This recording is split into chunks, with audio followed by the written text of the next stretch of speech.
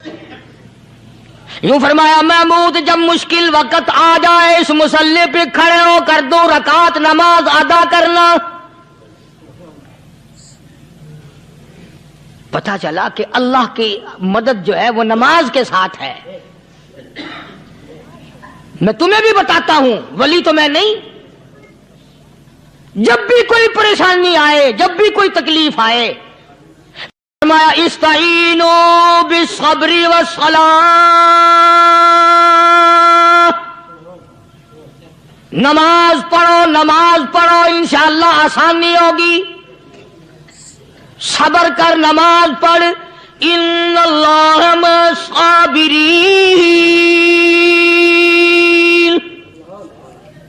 اللہ پاک صبر کرنے والوں کا ساتھی ہے. صبر بھی کرتا جا، نماز بھی ادا کرتا جا. جس سے تیرا بگاڑ ہے یوں بھی سوچتا جا میری طرف سے کوئی ظلم نہ ہو جائے، میں مارا جاؤں گا.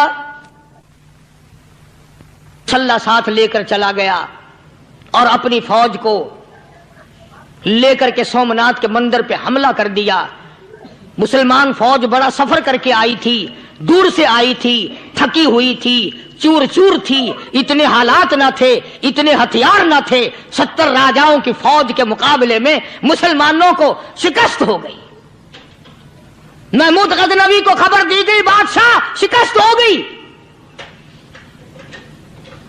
محمود نے 2 رکعت نماز ادا کی.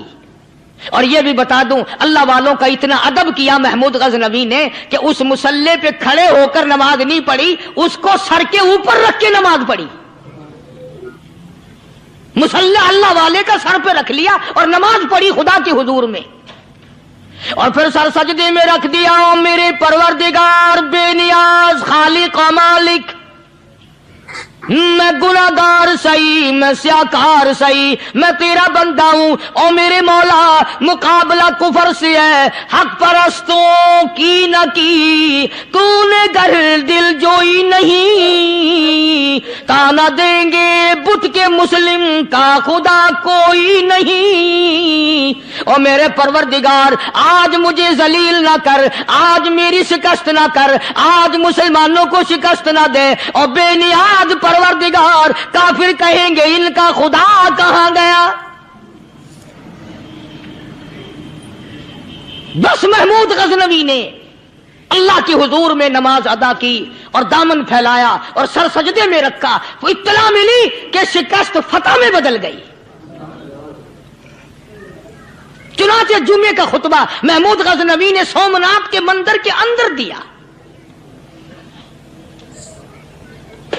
اس قدر اللہ والوں کو دلچسپی تھی ان معاملات سے کہ قوم کے لیے بھلائی ہو، ملک کے لیے بھلائی ہو، عوام کے لیے آخرت کی دنیا کی بھلائی مقصود تھی. خواجہ قطب الدین بختیار کاکی رحمت اللہ علیہ دلی شہر میں رہتے ہیں. بادشاہوں کا زمانہ ہے. اللہ اللہ کیا عجیب لوگ تھے. آج تو اچھے بھلے دیندار طبقہ نماز پڑھانے والوں کو نماز کے، غسل کے، وضو کے مسائل معلوم نہیں. دوستو ایسا وقت تھا سلطان صلاح الدین خلجی رحمت اللہ علیہ کو بادشاہ ہو کر عربی کی بہت بڑی 4 جلدوں میں کتاب ہے ہدایہ بادشاہ صلاح الدین خلجی کو زبان نہیں آتا. اتنی بڑی عظیم کتاب زبان نہیں آتی. وہ بادشاہ بھی ہوا کرتے تھے اور ولی بھی ہوتے تھے. سلطان عالمگیر رحمت اللہ علیہ بہت بڑا بادشاہ ہو کر، اورنگزیب ہے، عالمگیر ہے، اتنا بڑا عظیم بادشاہ، مگر حضور کریم صلی اللہ علیہ وسلم کی 5000 حدیث پاک اس بادشاہ کو زبان نہیں آتی. اور قرآن کا حافظ تھا، قرآن کا قاری تھا، قرآن کا عالم تھا، قرآن کا مفسر تھا، ولی بھی تھا، بادشاہ بھی تھا، اللہ والا بھی تھا. اور اتنا خوف تھا دل میں، میں تمہیں کیا بتاؤں. اللہ اکبر. بادشاہ ہو کر کے کپڑا خریدا، مزدوری کر کے کپڑا خریدا بادشاہ نے، اور کپڑا خرید کر اس کی ٹوپیاں اپنے ہاتھوں سے سی. आलमगीर रहमत उल्लाह अलैह ने उसकी टोपियां अपने हाथों से सी और चांदनी चौक दिल्ली में खड़े होकर फरोख्त की, बेची। 6-7 रुपए जमा करके एक थैली में बंद करके ऊपर लिखा आलमगीर का कफन इन पैसों से खरीदा जाए। कभी हमने भी सोचा जो रिश्वत मारने वाला आदमी है, बताओ उसके लिए कफन कहां से अच्छे पैसे तलाश करके लाया जाएगा? रिश्वत का ही कफन मिलेगा ना। जो आदमी मिलावट करके पैसे कमाता है, फनकारी करके पैसा कमाता है, दगा और फरेब करके पैसे कमाता है, तो आज हमारा कफन भी सही नहीं, कफन भी दगा वाला, फरेब वाला, मिलावट वाला। बल्कि तुम तो कहते हो कि आजकल खाने के लिए खालिस कुछ नहीं मिलता। मैं कहता हूं मैयत को गुस्ल देने के लिए पानी खालिस नहीं मिलता। ये जो हम मोटरें नलके लगाते हैं, ये पैसे कौन से हमारे खालिस हैं? जो साबुन मैयत को मल रही है, कौन से पैसों का खरीदा हुआ है? जो खुशबू मैयत को लग रही है, कौन से पैसों की खरीदी हुई है? जो कफन पड़ रहा है, वो कैसे पैसों का कफन है? और मैं आगे बढ़ करके कहता हूं, जो कंधों पे उठाए जा रहे हैं, वो कौन से कुतुब हैं, कौन से अबदाल हैं? जिसने मैयत को गुस्ल दिया है, कभी मालूम किया कि वो कितना बड़ा नेक आदमी है? ये तो हमारे आखिरी वक्त का हाल है, और इस तरफ किसी का ध्यान नहीं, सोच नहीं, विचार नहीं, कतई तौर पर अंधे हो जाते हैं। ओ मियां ठीक है जो कुछ हो रहा है। अच्छा, एक बात अर्ज करूं, अल्लाह तबारक व तआला के यहां जब हम जाएंगे, अगर और सारे मामलात को छोड़ दो, अल्लाह पाक यही पूछ ले कि मियां ये कफन जो पहन के आया ये कैसा है? ये जो कफन पहन के आया ये कैसा? हम क्या जवाब देंगे? बादशाह आलमगीर रहमतुल्लाह अलैह ने थैली पे लिख करके बंद करके रख दिया, जब मेरा इंतकाल हो जाए, मेरी मौत आ जाए, जब मैं दुनिया से रुखसत हो जाऊं, जब मैं दुनिया से चला जाऊं, मेरा आखिरी लिबास जो मैंने साथ लेके जाना है, वो शादी के जोड़े दुनिया तैयार करती है, सफर के जोड़े दुनिया तैयार करती है, गैर मुल्कों में जाने के लिबास दुनिया तैयार करती है, इधर उधर जाने के लिए, तकरीबों में जाने के लिए जोड़े लिबास पोशाक दुनिया तैयार करती है। और मैं कहता हूं लोगों, कब्र की पोशाक हम कब तैयार करेंगे?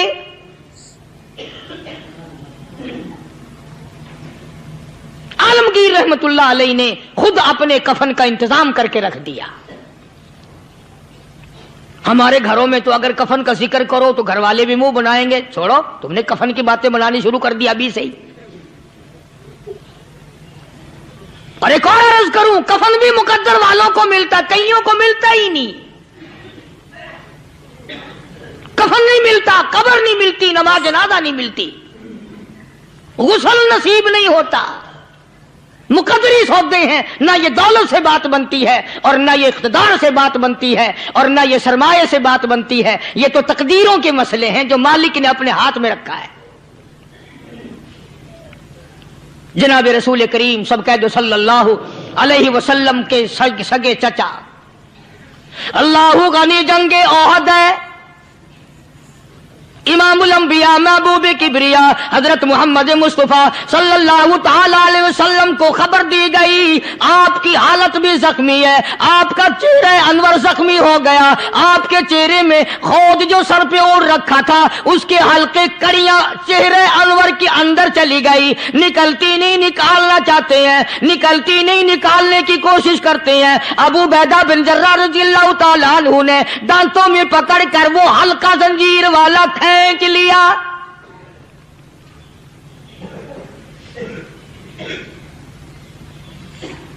अल्लाहु गनी, उधर खून का फुवारा छूटा, खून का फुवारा छूटा। अल्लाह, अर्शे इलाही से आवाज आई, जिब्रील। पल झपकने के बराबर जिब्रील सारी दुनिया का निजाम तय कर सकता है।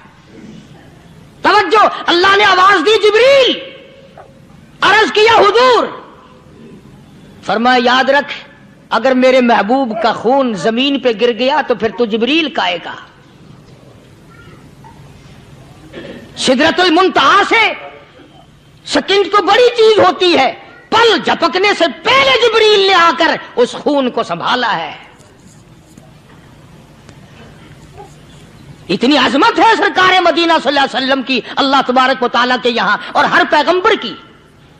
इब्राहिम अलैहिस्सलातु वस्सलाम को वक़्त के बादशाह ने मंजनीक में बिठाकर यूं आग में फेंक दिया, उस मिंजनीक में से, पंगूड़े में से खलील निकल चुका। आवाज आई जिब्रील, जवाब मिला हुजूर कि मेरा खलील को क्या हुआ। हजरत जिब्रील को हुक्म हुआ, याद रख अगर खलील का एक बाल भी जल गया तो जिब्रील किस काम का। अल्लाह तबारक व तआला के फरिश्ते ने पहले पहुंचकर आग पे पर बिछा दिए।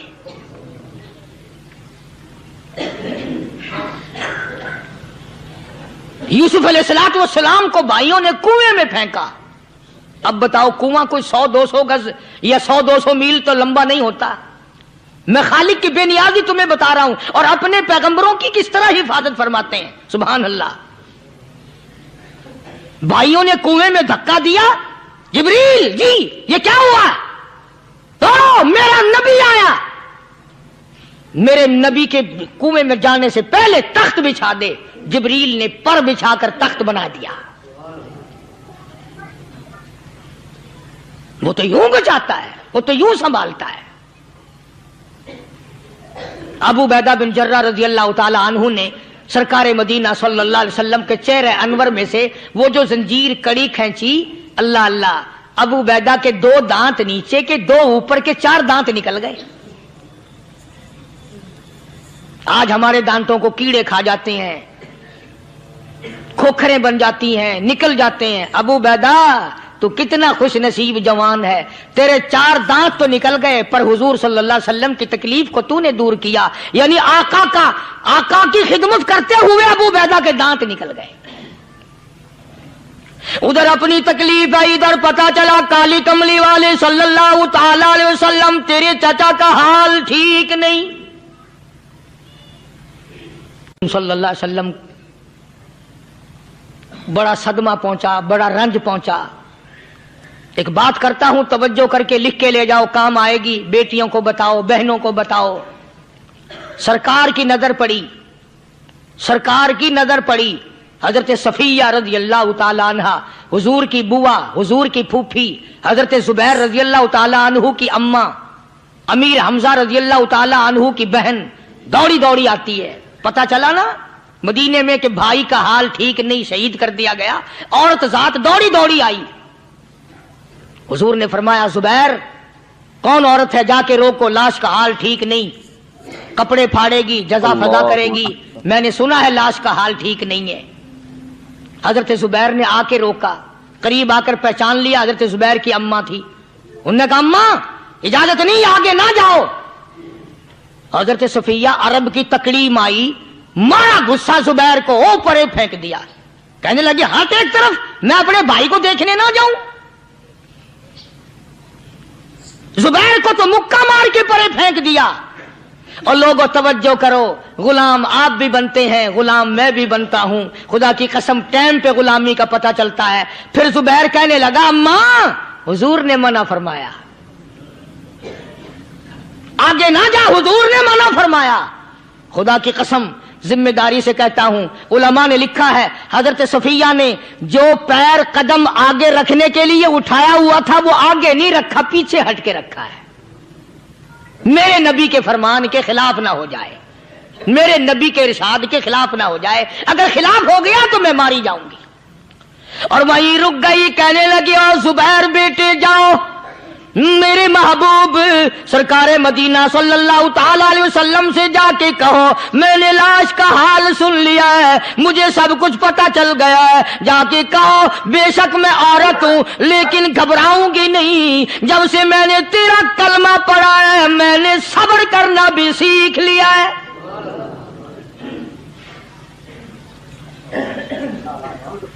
मैं ज्यादा फादा ना करूंगी, मैं कपड़े ना फाड़ूंगी, मैं रोना धोना नहीं करूंगी। मदनी करीम सल्लल्लाहु अलैहि वसल्लम को हजरत जुबैर ने जाके बता दिया, मेरी अम्मा यूं कहती है। फरमाया फिर बेशक इजाजत है, जाए।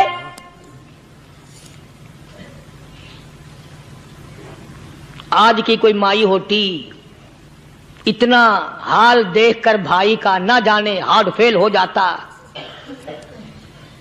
सफिया ने आके देखा अपने भाई सैयदना अमीर हमजा के दोनों कान नहीं, नाक नहीं, लब नहीं, 11 टुकड़े हुए पड़े हैं।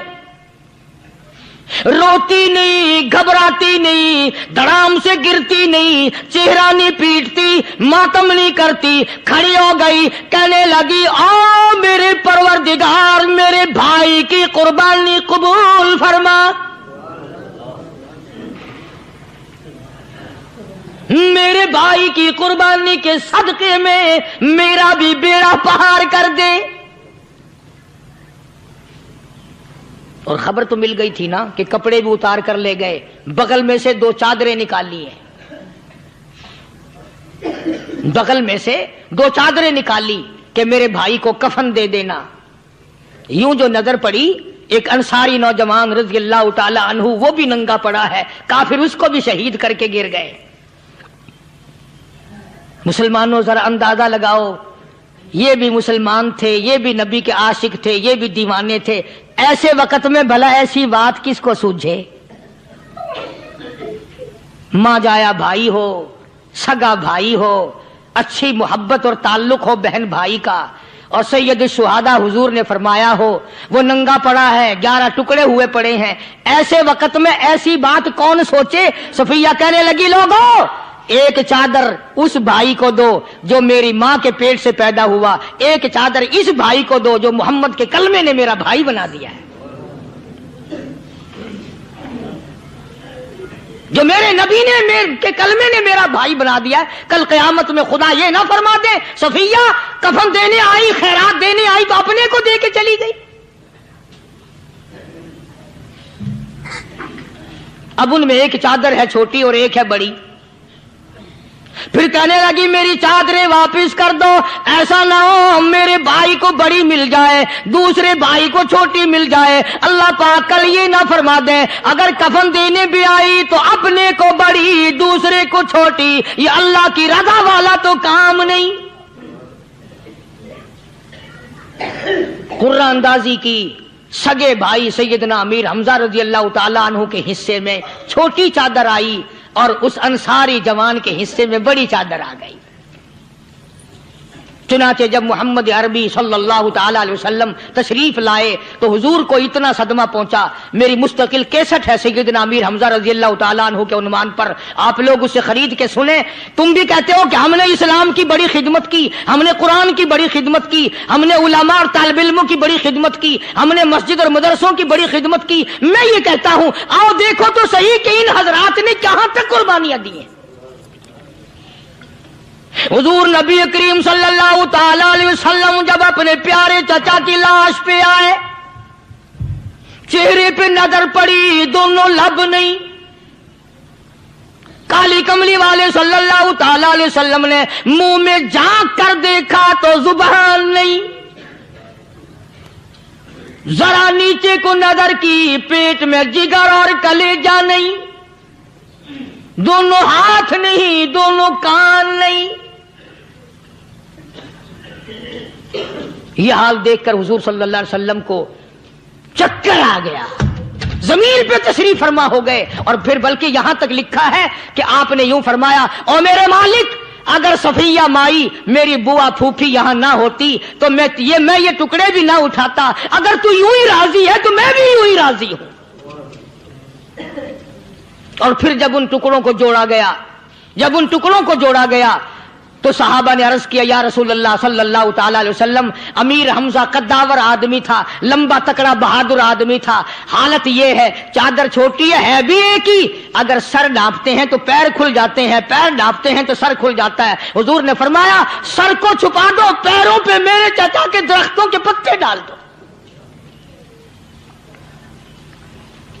मैं ये अर्ज कर रहा था कि अल्लाह वाले हर वक्त में आदमी की इस्लाह की कोशिश करते हैं, उसे बनाने की कोशिश करते हैं, उसे समझाने की कोशिश करते हैं। अल्लाह तबारक व तआला हर मुसलमान को तौफीक दे कि वो अपनी जिंदगी भर अल्लाह वालों की खिदमत में जाने आने की, कुरान की खिदमत की हर वक्त प्रोग्राम बनाए, नीयत खैर रखे।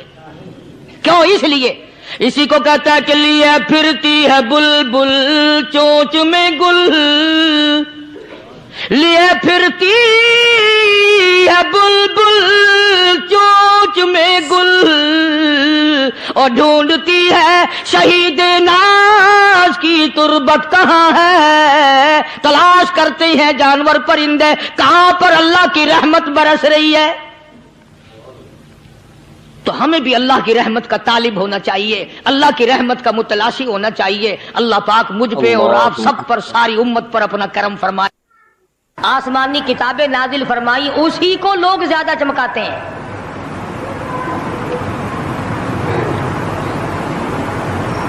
خدا اس بات کو گوارا ہی نہیں کرتا کہ میری طرف سے بغیر میرے اعلان کے کوئی ذرہ برابر اعلان کر سکے۔ وہ کسی قلندر کو، کسی ملنگ کو، کسی کو اختیار نہیں دیتا۔ جن کا خدا جیتا جاگتا حی و قیوم قائم دائم ہے وہ تو ایسا ہے، اور جن کا خدا کبھی پیدا ہوتا ہے کبھی مر جاتا ہے ان کی میں بات نہیں کرتا۔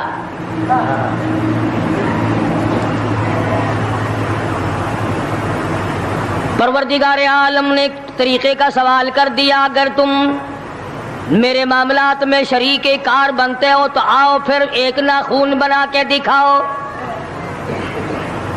ایک بال بنا کے دکھاؤ، درخت کا ایک پتا بنا کے دکھاؤ، پتھر کا ایک روڑا بنا کے دکھاؤ، مٹی کا ایک ذرہ بنا کے میرے سامنے لاؤ۔ پروردگار عالم نے فرمایا چلو تم سے گائے کیا بنواؤں گا، بھینس کیا بنواؤں گا، بکری کیا بنواؤں گا، زمین و آسمان تم کیا بناؤ گے، چاند سورج ستارے کیا بناؤ گے، انسان تو بنانا تمہارے بس کا کام کہاں ہے۔ لَن يَخْلُقُوا ذُبَابًا، تم مجھے مکھی کا ایک پر بنا کے تو دکھاؤ۔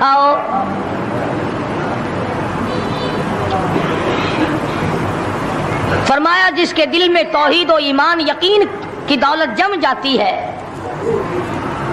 وہ لوگ تو دنیا ہی میں ایمان کا مزہ چکھتے رہتے ہیں، ایمان کی لذت آتی ہے۔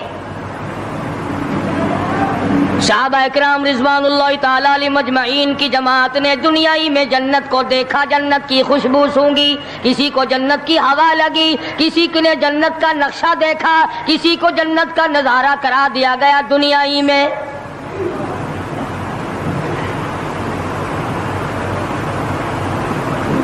خوش نصیب تھے وہ لوگ جنہوں نے محنت سے اپنی آخرت کو بنایا، اپنی قبر کو بنایا، اپنی تمام تر زندگی میں کبھی بے فکری سے بسر نہ کی، رات کو سوچا، دن کو سوچا، صبح کو خیال کیا، شام کو خیال کیا۔ یہ ناپائیدار زندگی ہے، یہ ختم ہونے والی زندگی ہے، اس لیے مجھے دائمی زندگی کی کچھ تیاری کرنی چاہیے۔ ان لوگوں نے کمائی کی اور محمد کریم صلی اللہ تعالی علیہ وسلم کے ساتھ رہے، دنیائی میں ان کو جنت کے مزے آیا کرتے تھے۔ من عمل صالحا من ذکر او انثى وهو مؤمن فلنحيينه حياة طیبہ۔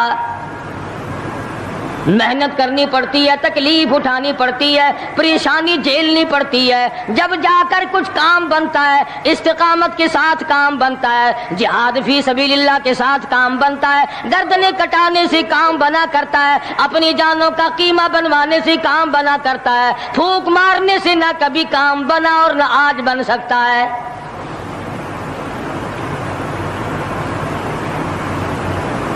علماء کرام میں بے شمار لوگ اس قسم کے آئے جو استقامت کا پہاڑ ثابت ہوئے۔ ان میں سے بعض نے یہ لکھا ہے کہ بعض مرتبہ کھانے میں ایسا مزہ آتا تھا جیسے جنت کے کھانے کا مزہ آتا ہے۔ شاہ عبد الرحیم صاحب رائے پوری رحمہ اللہ، خدام نے عرض کیا حضرت پورا مہینہ گزر جاتا ہے رمضان المبارک کا، کچھ دو چار نوالے، دو چار لقمے کھا تو لیا کرو۔ تو فرمانے لگے میں اللہ پاک کا قرآن کریم دن کو پڑھتا ہوں، رات کو پڑھتا ہوں، سارا دن تلاوت کرتا ہوں، ساری رات تلاوت میں لگا رہتا ہوں، اور لوگوں تمہیں کیا معلوم ہے جب میں خدا کا قرآن پڑھتا ہوں میرے منہ میں جنت کے پھلوں کا مزہ آتا رہتا ہے۔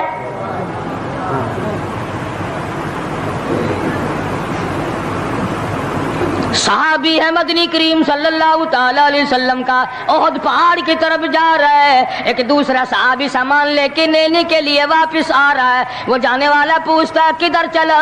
کہتا ہے مجھے فلانا کام ہے۔ پوچھا تم کہاں چلے؟ کہتا رب ذوالجلال کی قسم احد پہاڑ سے جنت کی خوشبو آ رہی ہے۔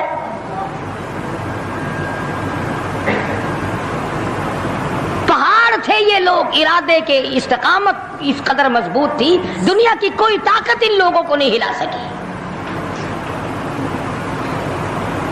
سید عطا اللہ شاہ صاحب بخاری رحمہ اللہ، علماء اکرام کی پگڑی تھی، علماء کے آبرو تھے شاہ صاحب، علماء کی عزت تھی۔ امرتسر میں جلسہ کیا شاہ صاحب نے، اطلاع ملی بہار میں لوگوں نے حسین احمد مدنی کی پگڑی اتار کر جلا دی۔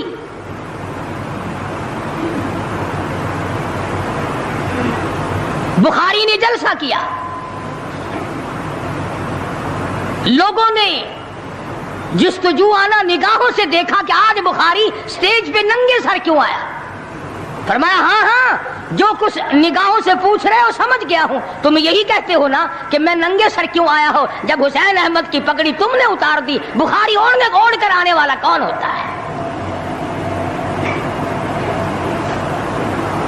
آج تک دیکھو ان بہاریوں کو، تم کہاں کہاں یہ دھکے کھاتے پھرتے ہیں۔ مولانا حسین احمد مدنی رحمت اللہ علیہ کی پگڑی اتاری، پیروں کے نیچے بلی اور جلا دی، داڑھی میں شراب پھینکی، بے عزتی کی، پتھر مارے۔ جو سب سے آگے تھا صبح کو تالاب میں نہانے گیا، پیر اوپر ہے سر نیچے ہے، لوگ کہنے لگے بلے بلے اتنا لمبا سانس۔ بہت دیر ہو گئی، جب آدھا دن گزرا لوگوں نے جا کے دیکھا حضرت دنیا سے تشریف لے جا چکے تھے، وہ مر چکا تھا، پاؤں اوپر سر پانی میں ڈوب کے مر گیا۔ اس طرح سے غرق کیا خداوند عالم نے کہ میرے ولی کی توہین کرنے والوں تم بچ کے نہیں جا سکتے۔ لیکن محبوب جہاں رہتا ہو اس کی ہر چیز سے پیار ہوتا ہے۔ یہ مثال دینی تو نہیں چاہیے، ویسے سمجھانے کے لیے کہتا ہوں۔ مجنو کو ایک اونٹ والا آدمی مل گیا، اس نے مجنو نے پوچھا کہ تو کہاں چلا ہے؟ تو مشہور تو تھا ہی، لوگ جانتے تھے کہ یہ مجنون نے کہا لیلا کے شہر چلاؤں کہ میرا سلام کہیو بہت بہت، کہ اچھی بات۔ آدھا میل وہ اونٹ والا چلا، پھر دوڑ کے بھاگ کے اسے رلا، کہنے لگا میرا پیغام یاد ہے؟ کہ ہاں یاد ہے، کہ زور زور سے سلام کہنا۔ آدھا میل، ایک میل پھر چلا وہ اونٹ والا، پھر دوڑ کے مل گیا، حتیٰ کہ اس شہر میں ہی پہنچ گیا جہاں اس نے جانا تھا۔ اونٹ والا کہنے لگا رے میرا سر کھاتے کھاتے تو نے یہ وقت کر دیا، تو خود ہی جا کے سلام کہہ لے، اب تو شہر وہی آ گیا، میں کیا کہوں گا۔ تو جب شہر کے اس علاقے میں گیا جہاں لیلا رہتی تھی، تو گلی سے کتا نکلا، مجنو نے بیٹھ کے کتے کے پاؤں چومنے شروع کر دیے۔ لوگ کہنے لگے پاگل ہے، گدھا ہے، دیوانہ ہے۔ مولانا روم فرماتے ہیں کہنے لگا پائے سگ بوسیدہ مجنو خلقش گفتہ اینچ بہود، پائے سگ بوسیدہ مجنو خلقش گفتہ اینچ بہود، گفت مجنو گاہے گاہے کوئے لیلا رفتہ بہود۔ لوگوں نے کہا پاگل، کتے کے پاؤں چوم رہا ہے، تیری عقل ماری گئی۔ مجنو کہنے لگا پہلے اپنی آنکھوں کا تو علاج کرو، تمہیں کتا تو نظر آتا ہے، یہ نظر نہیں آتا یہ آیا کس کی گلی سے ہے، نکلا کس کی گلی میں سے ہے۔ جب دل میں کوئی بات سما جائے پھر یہی حال بنا کرتا ہے۔ جنگل میں بیٹھا ہوا مجنو یوں انگلی سے لکیریں نکال رہا تھا، کچھ لکھ رہا تھا اور دیکھ رہا تھا۔ کسی نے پوچھ لیا کیا کر رہا ہے یہاں جنگل میں بیٹھا ہوا؟ کہنے لگا گفت نقشے نام لیلا می رقم، گفت نقشے نام لیلا می رقم، خاطر خود را تسلی میں دہم۔ کہنے لگا لیلا کا نام لکھ لکھ کر دیکھتا ہوں، تسلی دیتا ہوں اپنے دل کو۔ عرض کرنے کا مقصد یہ کہ جب دل میں کسی کی بات سما جائے پھر اس کی شکل سے، پھر اس کے پیر کی خاک سے، ہر چیز سے محبت ہو جاتی ہے۔ تو مسلمان جب کلمہ پڑھتا ہے لا الہ الا اللہ محمد الرسول اللہ صلی اللہ تعالی علیہ وسلم، تو اللہ پاک نے جس نبی کی محبت دلوں میں ڈالی ہے اس کی ہر چیز سے پھر پیار ہونا چاہیے۔ اب جو جماعت نبی کے ساتھ ساری زندگی رہی ہو، آخری وقت تک جس جماعت نے سرکار دو عالم صلی اللہ علیہ وسلم کا ساتھ دیا ہو، وہ جماعت کتنی ممتاز ہوگی، وہ کتنی شان والی جماعت ہوگی کہ معمولی لوگ تو نہیں ہے، اور ان کی بڑی خصوصیات ہیں۔ مثلا ایک قافلہ چل رہا ہے، اور وہ قافلہ اور وہ لشکر بھی کتنا خوش قسمت ہوگا جس میں خود محمد عربی صلی اللہ علیہ وسلم موجود ہے۔ پانی ختم ہو گیا، گرمی تھی، شدت کی بڑی تکلیف ہوئی لوگوں کو بھی جانوروں کو بھی، تو صحابہ کرام نے مشورہ کیا اور اکٹھے ہو کر کے سرکار دو عالم صلی اللہ علیہ وسلم کے دربار عالیہ میں آئے کہ جی پانی نہیں ہے، جانوروں کو بڑی تکلیف ہے اور آدمیوں کو بڑی پیاس ہے، بڑی تکلیف ہے، آپ اللہ پاک سے دعا فرمائیں۔ جناب سرکار مدینہ صلی اللہ علیہ وسلم نے دعا فرمائی۔ اب آگائی میرے محبوب موسیٰ علیہ السلام نے بھی پانی مانگا تھا، میں نے ان کو پانی دیا اس طریقے سے قرآن کہتا اضرب بعصاک الحجر، لکڑی پتھر میں مارو، انہوں نے پتھر میں آسا مارا، ہم نے فانفجرت من حسنتا عشرۃ عینا، ہم نے 12 چشمے جاری کر دیے تھے، موسیٰ علیہ السلام نے لکڑی ماری۔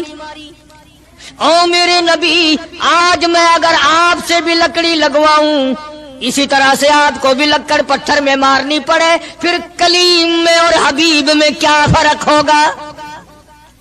وہ کلیم اللہ ہے، آپ حبیب اللہ ہیں، آپ کو لکڑی مارنے کی ضرورت نہیں۔ یہ پیاری پیاری انگلیاں جو یتیم کے سر پہ پھرتی ہیں، یہ پیاری پیاری انگلیاں جو ہر صحابی کے ساتھ مسافہ ہونے میں ملتی ہیں، غریبوں کے لیے دعا کے لیے اٹھتی ہیں، میرے محبوب صلی اللہ علیہ وسلم یہی پیاری پیاری انگلیاں ایک پانی کے برتن میں آپ رکھ دیں، مجھے اپنی کبریائی کی قسم سارے قافلے کو ان انگلیوں سے نکلا ہوا پانی پلا دوں گا۔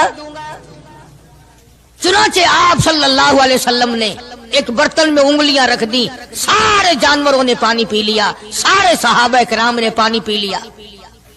اب میں نے عرض کر دیا ایک واقعہ اور آپ نے سن لیا، لیکن طے کو آپ نہیں پہنچے، اصل تو میں بھی نہیں پہنچ سکتا، میرا ادراک اتنا کہاں کہ پیغمبر کی باتوں کو میں 100% سمجھ سکوں، نہیں سمجھے؟ ارے پانی اور چیز ہے، دنیا سوڈے پیتی ہے، شربت پیتی ہے، جوس پیتے ہیں، طرح طرح کی چائے پیتے ہیں، دودھ پیتے ہیں، طرح طرح کے ملکوں کا پانی پیتے ہیں، سب جگہ ہر چیز پی ہوگی، ہزاروں مشروبات پیے ہوں گے، ہزاروں شربت پیے ہوں گے، ہزاروں قسم کے سکیش پیے ہوں گے، پر خدا کی قسم ابو بکر اور بلال اس جماعت کے جوان ہیں جنہوں نے حضور کی انگلیوں سے نکلا ہوا پانی پیا۔ یہ سعادت ہر ایک کو کیسے مل سکتی ہے؟ انہی لوگوں کو اللہ تبارک و تعالیٰ نے یہ مقام بخشا تھا کہ خداوند عالم نے ان کو اتنی بڑی عظمت عطا فرمائی۔ اور میں تو یہ کہا کرتا ہوں کہ صحابہ کرام کی نمازوں کو بھی ایک طرف رکھو، روزوں کو بھی ایک طرف رکھو، جہاد کو ایک طرف رکھو، ان کی فاقہ اور ان کا پیاسا مرنا اللہ کے راہ میں، ان ساری چیزوں کو ایک طرف رکھو۔ یہ بات ان کی کوئی کمی ہے کہ آنکھ بلال کی ہو اور امام الانبیاء کا چہرہ انور ہو؟ ہم تو ان لوگوں میں سے ہیں۔ ہمارے یہاں دارالعلوم دیوبند میں خزانے میں ایک چیز محفوظ ہے، 150 سال سے، 150-200 سال سے ایک چیز موجود ہے، سال بھر میں کبھی خاص موقع پر اس کا دیدار کرایا جاتا ہے، زیارت کرائی جاتی ہے۔ یہ میں صفائی نہیں دے رہا، کئی لوگ کہتے ہوں گے جی دیوبندیوں کی صفائی دیتا ہے، بلکہ میں اپنا عقیدہ اور اپنے بزرگوں کا پروگرام بتاتا ہوں کہ ایسے تھے لوگ۔ دارالعلوم دیوبند کے خزانے میں ایک رومال ہے، وہ رومال وہ ہے جس رومال میں تقریباً 200 برس محمد عربی صلی اللہ علیہ وسلم کا استعمال کردہ پہنا ہوا جبہ مبارک لپٹا رہا، یعنی یہ رومال حضور صلی اللہ علیہ وسلم کا استعمال کردہ نہیں، آپ ان کے ہاتھ نے، آپ کے چہرے انور نے یا آپ کے بدن مبارک کے کسی حصے نے اس رومال کو استعمال نہیں کیا، اور نہ کوئی غلط بیانی ہوئی، بلکہ یہ ثابت ہے کہ اس رومال میں حضور صلی اللہ علیہ وسلم کا جبہ مبارک جو تھا وہ 200 برس تک لپٹا رہا۔ حضرت مولانا محمد قاسم صاحب نانوتوی رحمت اللہ علیہ نے اس رومال کو سونے کی ڈبیا میں رکھا ہوا ہے، اور اس رومال کی سارے اللہ والے زیارت کرتے ہیں کہ یہ سرکار مدینہ صلی اللہ علیہ وسلم کے کپڑے کو لگا ہے، خود آپ کے جسم کو بھی نہیں۔ آپ کے کپڑے کو لگا ہے. جو لوگ حضور کے کپڑے کو لگے ہوئے کپڑے کی بھی عزت کرتے ہو ان کے اندر حضور کی محبت کتنی ہوگی. وہ سونے کی ڈبیا میں موجود ہے اور کبھی کبھی اس کا خاص موقع پر اہتمام کے ساتھ اس کی زیارت کرائی جاتی ہے. نام پتہ بتانے کی مجھے اجازت نہیں ہے. یہاں پاکستان میں ایک جگہ ہے, وہاں پر حضور کریم صلی اللہ علیہ وسلم کی ریش مبارک, آپ کی داڑھی مبارک کا ایک بال سونے کی ڈبیا کے اندر اور ڈبیا اور پھر اس میں بڑا کچھ عطر وغیرہ اس میں وہ سنبھال کے رکھا ہوا ہے, اور ایک بال مبارک میں سے 2-3 شاخیں اور نکلی ہوئی ہیں. میں یہ عرض کر رہا تھا کہ جو لوگ آپ کے نالین مبارک کی بھی عزت کرتے ہوں ان کے خود اپنے دلوں میں کتنی محبت اور عظمت ہوگی. حدیث پاک کی ایک کتاب ہے جامع ترمذی, عربی مدارس میں پڑھائی جاتی ہے. اس کتاب میں سرکار مدینہ صلی اللہ علیہ وسلم کا حلیہ نقشہ موجود ہے. تمہارے دل میں تو کبھی یہ محبت بھی نہ اٹھی کہ کم سے کم ہم کبھی کتابوں میں حالات میں سنے تو صحیح آپ کی شکل مبارک کس طرح کی تھی, رنگ مبارک کیسا تھا, انگلیاں مبارک کیسی تھی, چہرہ انور کیسا تھا. کتابوں میں سب کچھ موجود ہے. تم عادی بن گئے دوڑے سننے کے, غلط باتیں سننے کے, اصل بات رہی گئی. تو میں بتانا یہ چاہتا ہوں کہ جامع ترمذی کتاب جو ہے حدیث پاک کی, اس میں آپ صلی اللہ علیہ وسلم کی چپل مبارک کا نقشہ ہے, آپ کی نالین مبارک کا نقشہ ہے, یعنی سرکار دو عالم صلی اللہ علیہ وسلم کی جوتی مبارک کا نقشہ ہے. اب وہ ہے اس زمانے کی بالکل سادہ چپل ہے, پہاڑی قسم کی.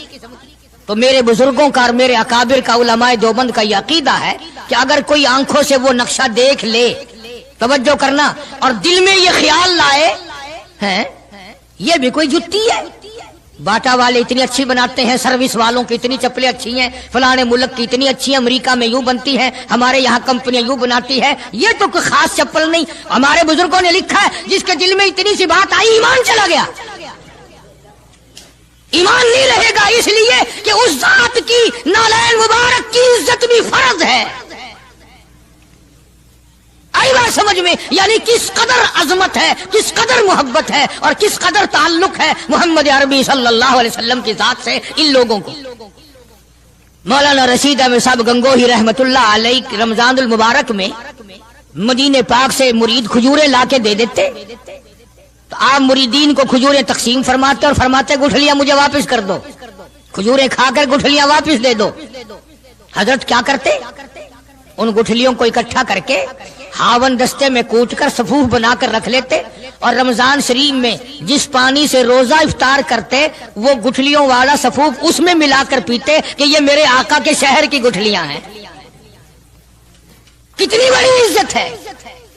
اس زمانے میں بجلیاں نہیں ہوتی تھی, چراغ جلتے تھے حضور کریم صلی اللہ علیہ وسلم کے گنبد خضرا پہ, جہاں ہر وقت اللہ کی رحمتیں برستی ہیں. اللہ ہر ایک کو زیارت نصیب فرمائے.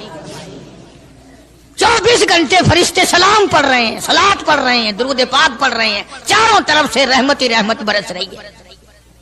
تو زیتون تیل جلتا تھا, کسی مرید نے حضرت کو لا کے وہ چراغ کا بچا ہوا تیل, ایک تو زیتون ویسے بکبکا ہوتا ہے, زیتون کا تیل کوئی ذائقے دار نہیں ہوتا, ویسے ہی بکبکا, اور پھر اس چراغ کا بچا ہوا جو جل چکا ہو اور بھی زیادہ بدبودار ہو جاتا ہے. لیکن مولانا رشید احمد گنگوہی رحمت اللہ علیہ کو جب کسی نے لا کے دیا تو حضرت نے وہ بچا ہوا چراغ کا تیل کھڑے ہو کے پیا. تو کسی نے پوچھا حضرت یہ کیوں؟ فرمایا تجھے کیا معلوم ہے, یہ اس چراغ کا بچا ہوا تیل ہے جو کالی کملی والے صلی اللہ علیہ وسلم کے روضہ اقدس پہ جل رہا تھا. مولانا محمد قاسم صاحب نانوتوی رحمت اللہ علیہ کو کسی نے مدینے پاک سے رومال لا کے دیا, آپ اس کو چومنے لگے, آنکھوں سے لگانے لگے. تو کسی نے کہا حضرت کیا چوم رہے ہو, یہ تو اٹلی کا بنا ہوا رومال ہے, مدینے میں رومال تھوڑے ہی بنتے ہیں, یہ تو اٹلی کا فلاں ملک کا بنا ہوا, جرمن کا بنا ہوا رومال ہے, آپ چوم رہے ہیں اس کو, یہ مدینے میں تھوڑی فیکٹری کو رومالوں کی کارخانہ ہے.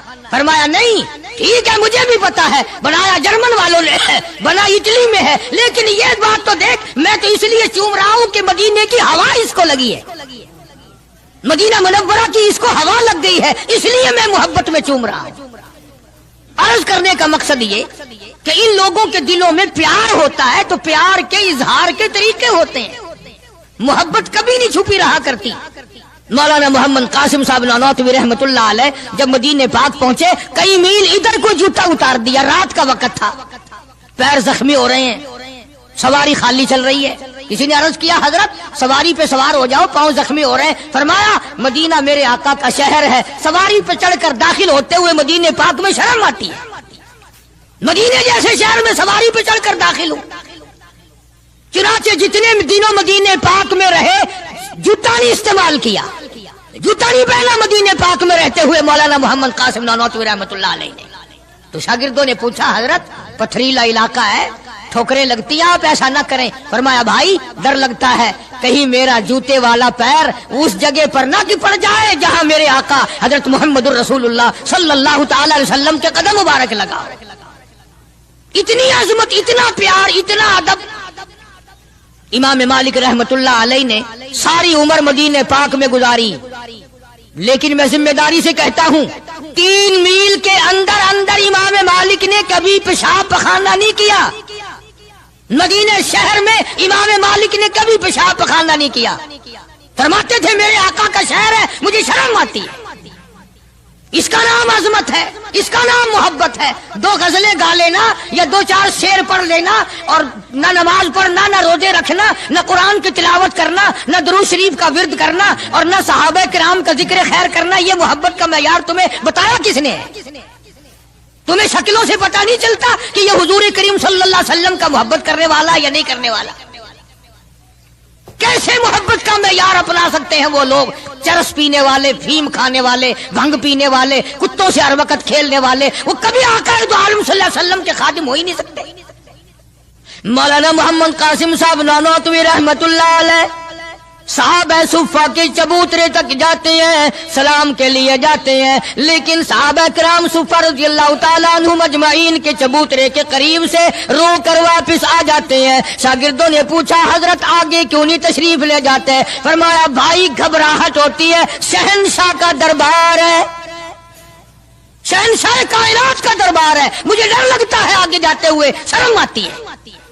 کئی دنوں کے بعد ماجہ شریف تک گئے، جالیوں کے قریب تک گئے اور وہاں جا کر کے سلام عرض کیا تو مولانا محمد قاسم صاحب نانوتوی رحمت اللہ علیہ ہنستے ہوئے واپس تشریف لائے. کسی نے پوچھ لیا اللہ والے کئی دنوں سے تو دیکھا روتے ہوئے واپس آیا کرتے تھے، آج مسکراتے ہوئے آئے ہو؟ فرمایا الحمدللہ کام بن گیا، کام بن گیا. اس کسی نے پوچھ لیا کیا کام بن گیا؟ فرمانے لگے تمہیں کیا معلوم ہے میرے آقا کا مجھ پہ اتنا کرم تھا، میرے آقا کا مجھ پہ اتنا کرم تھا، بھر دیا میرا دامن پھیلانے سے پہلے، میرے آقا کا مجھ پہ اتنا کرم تھا، نشہ رنگ لایا پلانے سے پہلے، اور بھر دیا میرا دامن پھیلانے سے پہلے، مجھے کالی کملی والے صلی اللہ علیہ وسلم نے دودھ پلا دیا، علم حدیث پلا دیا. عجب انداز کے لوگ ہیں، عشق ان جیسا. باہر تشریف لائے، نعتیہ کلام تو دیکھو، عشق کے بغیر ایسا کون کہہ سکتا ہے؟ یوں فرماتے ہیں جیوں تو سگانے، جیوں تو سگانے حرم کے ساتھ پھروں، او میری مولا بقایا زندگی اگر میری ہے، میرا مدینے کے کتوں میں شمار کر دے، میں بڑا راضی. جیوں تو سگانے حرم کے ساتھ پھروں، اور مروں تو کھائے مجھ کو مدینہ کے مرغ و مار، میں مدینے میں مر جاؤں، مدینے کے پرندے مجھے کھا جائے، میں بڑا راضی. دوستو امید کرتا ہوں کہ آپ حضرات نے اس بیان کو پورا سنا ہوگا. بیان کیسا لگا کمنٹ میں ضرور بتانا اور اپنے دوستوں اور رشتہ داروں کو شیئر ضرور کرنا. اللہ تعالی ہم سب کو اس بیان پر عمل کرنے کی توفیق عطا فرمائے. تو دوستو پھر ملتے ہیں اگلی ویڈیو میں، جب تک اپنا خیال رکھیے، ہمیں دعاؤں میں یاد رکھیے. السلام علیکم ورحمۃ اللہ وبرکاتہ.